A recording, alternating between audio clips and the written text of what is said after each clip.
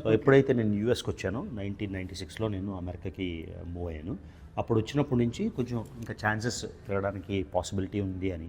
ఎందుకంటే ఇక్కడికి వచ్చేసాక ఆల్రెడీ ఇండియా దాటి వచ్చేసాను కాబట్టి సో ట్రావెల్ అన్నది కొంచెం మొదలైంది. సో నేను 96లో వచ్చి 97లో ఫస్ట్ నేను వెళ్ళిన కంట్రీలు 3. అది హాలండ్ అంటే నెదర్లాండ్స్, తర్వాత ఫ్రాన్స్, బెల్జియం. సో స్టూడెంట్గా ఉన్నప్పుడు నేను ఏం చేశానంటే ఇండియా వెళ్దామని. ఇండియా వెళ్ళినప్పుడు 6 డేస్ బ్రేక్ జర్నీ తీసుకున్నాను. బ్రేక్ జర్నీ తీసుకొని ఫస్ట్ నా స్వార్జితంతో వెళ్ళిన 3 దేశాలు అవి.